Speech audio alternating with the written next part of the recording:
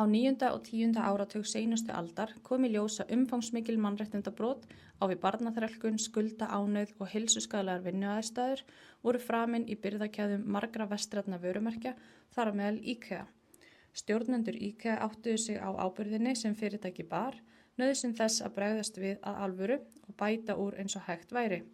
Fyrri hluta 10. áratugurins var hafist handa við að kynna sér birgðakeðjur frá upphafi til enda.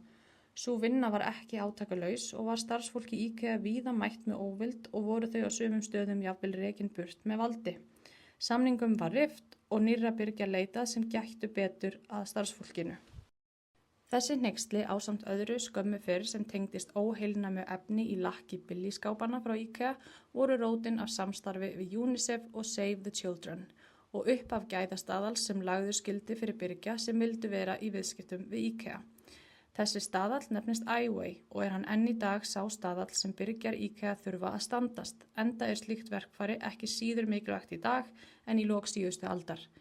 Það IKEA mjög mikilvægt að beita iWay ekki sem refsivendi á rekstraraðila sem bitnar á endanum verst á fórnarlömbum mannréttindabrotana, heldur sem verkfæri til að bæta aðbúnað þeirra og hvetja rekstraraðila til sómasamlegs reksturs, til dæmis með fræðslu, aðkomu stéttarfélaga eða annarra mannréttinda og hagsmunasamtaka.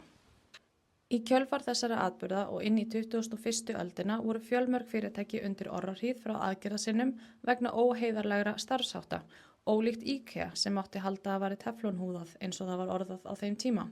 Munurinn reyndist vera sá að IKEA viðurkenndi sína ábyrgð frá upphafi og vann hljóðlega og af alvöru að sínum innri málum sem fóru fljótt að skila sér út í birgðakeðjuna og til þeirra sem mestu máli skipti, fólksins sem framleiðir vörurnar. Lærdómurinn af þessu því sá að hvert fyrirtæki ber ábyrgð á sinni birgðakeðju og þekkingarleysi þar engin afsökun.